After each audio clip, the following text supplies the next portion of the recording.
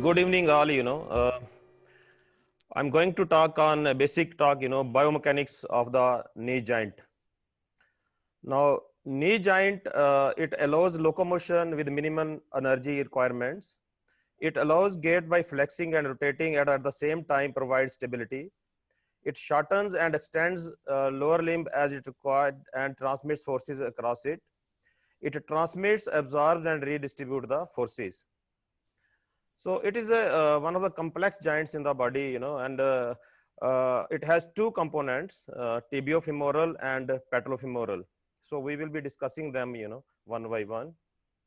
So as we know that knee biomechanics is very important for day-to-day activities like, walking, running, squatting. And we also know that knee biomechanics also we have to maintain in various surgeries around the knee, like joint replacement. It is also a prerequisite for designing knee assistive devices and optimizing rehabilitation exercises. So first, tibiofemoral joint is a modified, hinge joint, and it has 6 degrees of freedom. It has 3 rotations and 3 translations. Now rotations are flexion and extension from 15 degree to 140 degree. Varus and valgus, it is around 6 to 8 degree, and we see it in extension. Internal and external rotation is 20 degree to 30 degree, and we see it in flexion.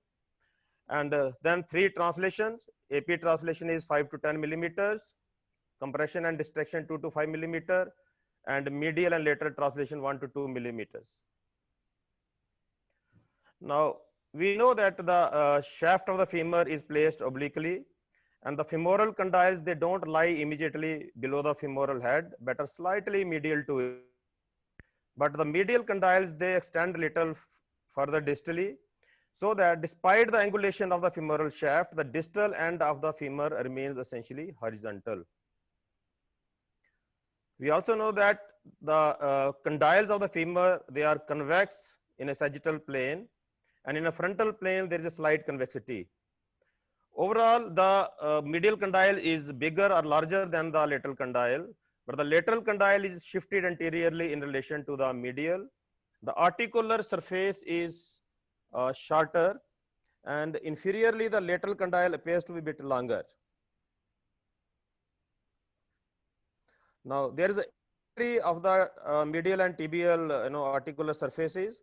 The medial tibial plateau is longer in the AP direction than the lateral, and the tibial plateau, it slopes posteriorly approximately 7 to 10 degrees. There are menisci, and there are two fibrocartilaginous discs. They are located on the tibial plateau, and medial meniscus is a semicircle, and the lateral is a 4/5 of a ring.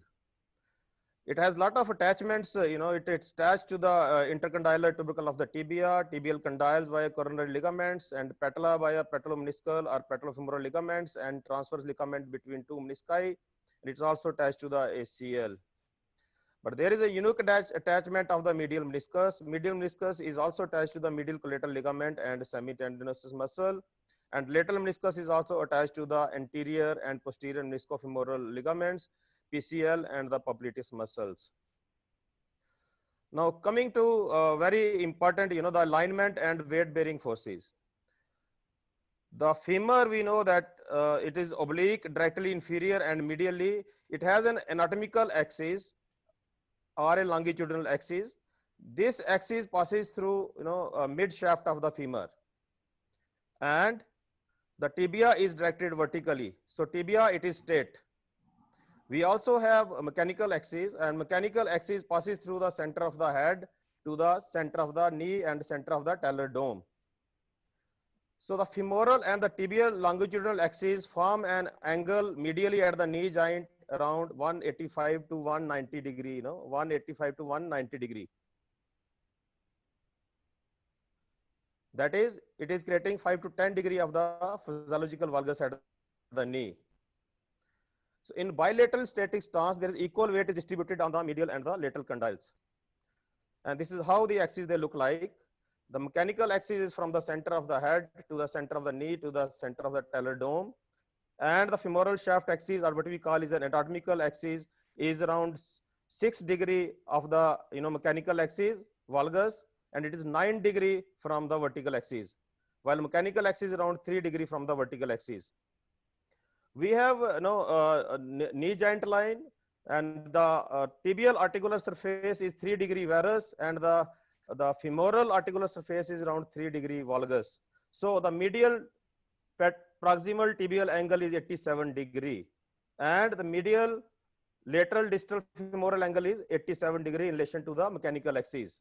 But if we take 6 degree of the difference between the mechanical and the angle between the mechanical and the anatomical axis, it comes around 9 degree. So lateral distal femoral angle is 81 degree.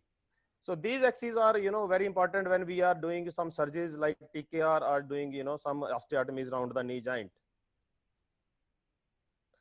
Now, deviation in the normal force distribution, if the tibiofemoral angle medially is more than 190, it is genu valgum, and it compresses the lateral condyle. And if the tibiofemoral angle is less than 180, it is genu varum, and it compresses the medial condyle here. So angle is less here. So compressive force in a dynamic knee joint, it is 2 to 3 times the body weight in a normal gait, and it is 5 to 6 times the body weight in activities. We will be discussing them in little bit detail. So there is a different forces acting on the joint, different positions. So if you are standing on both feet, it is equal to the body weight. In the swing phase, it is half the body weight. In a unilateral stance phase, it is 2 to 4 times the body weight, and in jogging, it is 6 times the body weight. So it is more in jogging. And now if we see different other activities, in cycling is it 1.2, it is walking 3, stairs 3.8 to 4.3, but it is maximum in squatting, squatting rise 5 and squatting down 5.6. So forces are more when we usually do running and squatting. Now coming to few other ligaments, medial collateral ligament, it resists the valgus stress force on the knee, and it checks the lateral rotation of the tibia. The lateral collateral ligament, it resists the varus force across the knee, and along with popliteal muscle is also check the combined lateral rotation with posterior displacement of the tibia. Now very important, cruciate ligaments, they provide stability in the sagittal plane. They have an important role in the biomechanics of the knee along with the cruciates, along with the menisci. Now, anterior cruciate ligament, as we all know, it arises from the anterior surface, the tibia in the intercondylar area, just medial to the medial meniscus. And it spans the knee laterally to the PCL and runs in a superior and posterior direction. And insertion is to posteriorly on the lateral condyle of the femur. It has 2 bands, anteromedial and the posterolateral band. The anteromedial band is tight in flexion and posterolateral is tight in extension. So it primarily checks the femur from being displaced posteriorly on the tibia. Conversely, the tibia from being displaced anteriorly on the femur. So it tightens maximally during extension, and it prevents the excessive hyperextension of the knee. It checks the tibial medial rotation by twisting around the PCL. Now PCL, it arises from tibia posteriorly in the intercondylar area and runs in a superior and anterior direction on the medial side of the ACL. Insertion is to the anterior femur on the medial condyle. PCL is divided into 2 bands again, anterolateral band and the posteromedial band. So primarily it checks the femur from being displaced anteriorly on the tibia or tibia from being displaced posteriorly on the femur. It tightens during flexion and is injured much less frequently than the ACL. And it plays both restraining and producing rotation of the tibia. Now there are few other ligaments, posteriorly in the knee. They are oblique popliteal ligament and a posterior oblique ligament. They reinforce the capsule, posteromedially, and arcuate ligament, it reinforces the joint posterolaterally. I'm not going into these details of these ligaments. Then there is this one meniscofemoral ligament. They are not the true ligaments because they attach bone to the meniscus rather than bone to the bone. Now these are the 2 ligaments, meniscofemoral ligament. This is one, this is anterior, this is posterior, The ligament of Humphrey is the ligament that runs anterior to the PCL, and ligament of Risberg or posterior MFL is a ligament that runs posterior to PCL, and they assist in restraining posterior tibial translation and also assist popliteal muscle by checking tibial lateral rotation. Now coming to osteokinematic and orthokinematic of the knee joint. The primary motion of the knee is flexion and extension, and it is medial and lateral rotation. And the secondary motions are AP displacement of the femur or tibia and varus and valgus force or adduction and abduction. So we will be discussing them one by one, very important. Coming to flexion and extension. Now the axis of flexion and extension, there is no fixed axis, but it moves through the range of motion. Plane is sagittal plane, and range of motion of flexion is 130 to 140 degree and extension is 5 to 10 degree. Now in closed kinematic chain, flexion and extension range is limited by the ankle range. We must also know now what is closed chain and what is the open kinematic chain. Now closed kinematic chain is when the distal part like foot or knee or the hand is fixed on a surface, and open when the distal part of the body like foot and or the hand is free. So this is open chain and this is closed chain. Closed chain is it is fixed, open it is open, it means the distal part is not fixed, it is free. So this concept has to be clear before we further move. Now here, now what happens in tibiofemoral joint flexion closed chain? Now in early flexion of the femur on the tibia, now here the convex femur is moving on the concave tibia. Convex distal surface, articular surface of the femur is moving on the concave tibial articular surface. So in early flexion like 0 to 25, there is posterior rolling of the femoral condyle. There is a posterior rolling of the femoral condyle on the tibia. Only rolling. There is a difference between rolling and gliding. So there is a difference between rolling and gliding or sliding. So as the flexion continues, the posterior rolling is accompanied by simultaneous anterior glide of the femur. So when we continue with the posterior rolling, then simultaneously there is anterior glide of the femur. So this has to be learned very, very nicely, This concept has to be, put in your brains. Now what happens again in early flexion, there is only posterior rolling, and as the flexion continues, the posterior rolling is accompanied by the anterior glide. So this is closed chain. Closed chain, what is the example of the closed chain is standing position, and from standing you squat. So this is the closed chain position. It's a very simple example. Now a reverse happens when there is a extension. When the extension from the flexion is a reversal of the flexion motion. So what happens in early extension, there is anterior rolling of the femoral condyle on the tibial plateau, and as the extension continues, the anterior rolling is accompanied by simultaneously posterior glide. So there is an anterior roll, there is a posterior glide. So what happens now in open closed chain flexion and extension?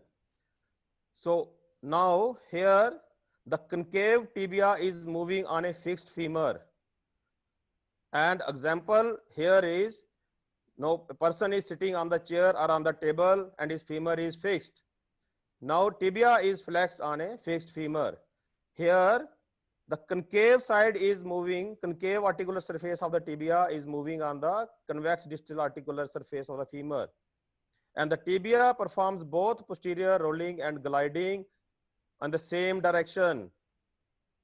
And when the tibia is extended on a fixed femur, and tibia performs both anterior rolling and gliding.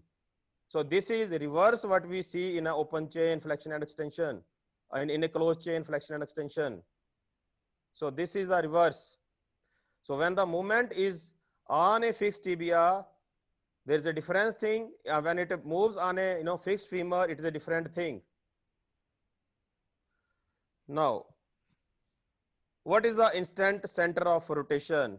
Why there is a posterior rolling? It is a polycentric motion. There is no single center of rotation in the knee, and center of rotation changes during the rotation. So as the knee flexes, the center of rotation of the femur moves posteriorly. So here it becomes a J shape. The center of rotation, the instant center of rotation on the femur moves posteriorly and it becomes J shape. So this is a small video to show how it changes, how the center of rotation changes on the femur. See here, extended position, it going into small flexion, and see here, again it is going into small flexion, it is changing, and changing, further flexion, it changes. So here it becomes a J shape. So center of rotation changes as the femur flexes on the tibia. So this is how it happens. Now, why femoral rollback is important? Now you see, in extended position, there is a contact point is in the center of the knee joint. The femoral condyle is in contact with the tibial articular surface in the center. But as there is a rollback movement, this contact point goes posteriorly, and there is increased flexion, and thereby it avoids the impingement. So flexion increases as there is a increased rollback. So knee flexion increases as there is a increase in the rollback movement. Now coming to another very important concept, locking and unlocking, also known as screw home mechanism. Now here again there is a closed chain and open chain. Now here we again start from the femoral extension from 30 degree of the flexion. So we start from 30 degree of the flexion to complete extension. Now we know that there is a large medial femoral condyle. It continues rolling and gliding posteriorly when smaller lateral side stops. We know that the medial femoral condyle is bigger than the lateral. So there is more rolling and gliding of the medial femoral condyle. And this results in the medial rotation of the femur on the tibia, especially seen in the last 5 degrees of the extension.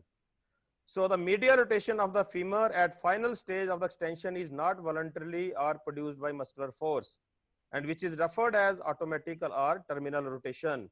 So this position is known as closed pack or lock position, and it is also known as screw home mechanism. So medial rotation of the femur in the terminal stages of extension is known as locking in a closed chain position. And in an open kinetic chain, there is a lateral rotation of the tibia on a fixed femur. It is opposite. In open chain, there is a lateral rotation of the tibia on a femur will lead to screw home movement or the locking. Now, unlocking, to initiate flexion, knee must be unlocked. Otherwise, it will not, if there is no flexion, there is no unlocking. There is no unlocking, there is no flexion. Now, a flexion force will automatically result in a lateral rotation of the femur. Again, because the lateral femoral condyle is bigger, the medial femoral condyle is bigger, and it will move before the shorter lateral condyle. And popliteus is the primary muscle to unlock the knee. Why locking is important in the knee? Locking helps in keeping us in a straight position, standing erect, and it also decreases the quadriceps muscle force. Now here again there is an example, if tibia moves on femur in a closed chain, there is it moves in the same direction, roll and slide in the same direction. And if the femur moves on tibia, there is a slide anteriorly and roll posteriorly, they move in the opposite direction. And I'm going to show, I think, small video here on this locking mechanism again, if it works out. So this is a this is, a video to show in the lateral view, there is an internal rotation of the femur. See here again, from flexion, it is going into extension, and there is medial rotation, and it locks in this position. So this is screw home movement or locking.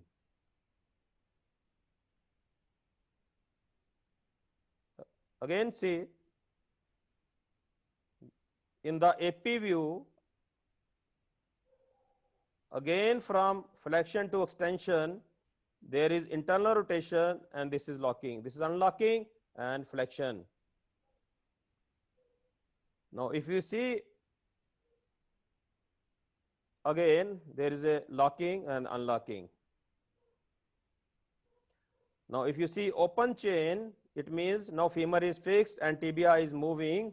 Now, it is bit opposite. See, here it is rotating laterally and locking, medially there is unlocking. Again, here in extended position, it is laterally rotating, it is locking, medially it is unlocking. So it is open chain movement. In the AP view, again, see here open chain. This is locking in the lateral rotation and unlocking in the medial rotation. So this is how it happens, screw. I think it is clear now what is locking and what is unlocking. Now, coming to the role of the cruciate ligaments in flexion and extension. Now, in full extension, the angle of inclination is greatest, and the anterior directed component force will eventually restrain the posterior femoral rollback, and anterior directed component force will prevent the posterior rollback. But as the flexion increases, the force on the ACL will increase, and it will help in the anterior femoral slide. So as it is, ACL is from anterior to posterior, as the flexion increases, the force on the ACL increases, and it helps in the anterior femoral glide. Now in PCL, the angle of the PCL is greatest in full flexion. And here again, the anterior directed component force will eventually restrain further posterior femoral rollback. And as the extension increases, the angle of PCL decreases. Here again, the angle decreases. Here it comes from posterior to anterior, so it produces, the force will produce posterior femoral slide.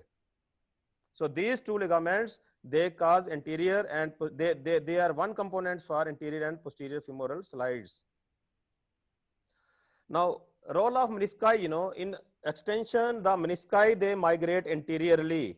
They migrate anteriorly because they are wedge shaped, we know that, and because of the attachment of the meniscopteral ligaments, they help in the anterior glide. Now in flexion, the menisci migrate posteriorly because again there is a wedge shape, and semi-membranous attachment to the medial meniscus and popliteal attachment to the lateral meniscus. So in flexion, the meniscus migrate posteriorly, and in extension, the meniscus migrate anteriorly. The menisci basically they deform, under the force of the femoral condyles, and they deform and they move it posteriorly or anteriorly.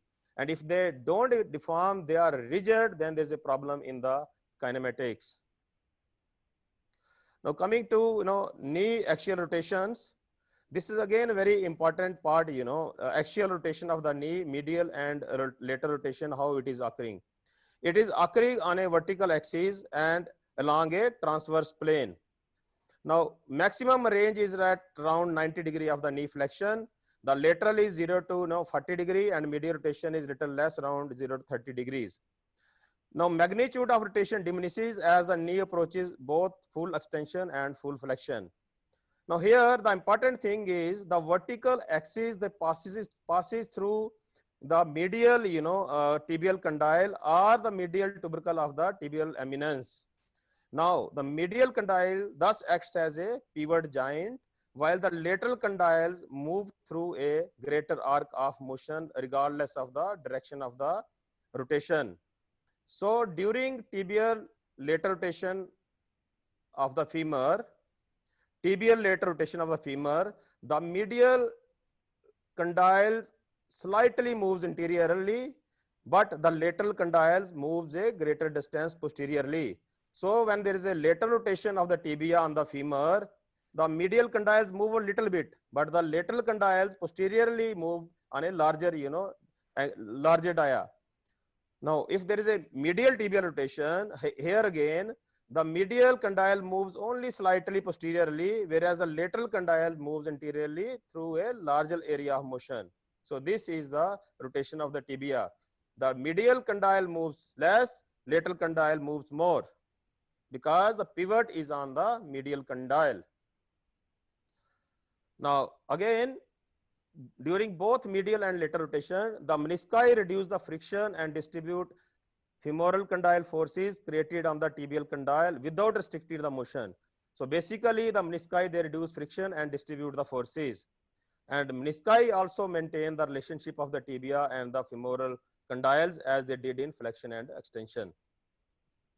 Now coming to last one, varus and valgus movement. It occurs in the anterior-posterior axis in the frontal plane again, and the range of motion is at around 80 degree at full extension and 30 degree with the 20 degree of knee flexion. And excessive, frontal plane motion could indicate some ligament insufficiency like medial collateral ligament or lateral collateral ligament injury. Now, lastly, the second part is patellofemoral joint. Few slides only. Now, patellofemoral joint is a sliding articulation, and patella moves 7 centimeter caudally during full flexion, and the maximum contact between the femur and the patella is at 45 degree of flexion. The primary function of the patella is to increase the lever arm of the extensor mechanism around the knee and improving the efficiency of the quadriceps contraction. Now, the quadriceps and the patellar tendon insert anteriorly on the patella with the thickness of the patella displacing their respective vector force away from the center of the rotation of the tibia. The extensor lever arm is greatest at 20 degree of flexion, and the quadriceps force required for the knee extension increases significantly in the last 20 degree of extension. Now, there are some passive restraints to lateral subluxation of the patella. Now, they are patellar stabilizers. It is a medial patellofemoral ligament, medial patellomenischal ligament, retinaculum, and the dynamic restraint is by the quadriceps muscle. Now, Q angle is the angle between the extended anatomical axis of the femur and the line between the center of the patella and the tibial tubercle. So this is the Q angle. And in flexion, it is 13 degree in the male, and female it is 18 degree, and in extension it is 8 degrees. So limbs with a larger Q angles have a greater tendency for the lateral patellar subluxation, and because the patella does not contract the trochlea in early flexion, lateral subluxation of the patella in this range is resisted primarily by the vastus medialis and the obliquus fibers. So there are different, patellofemoral loading. Again, it is maximum in the, descending stairs and squatting. Thank you.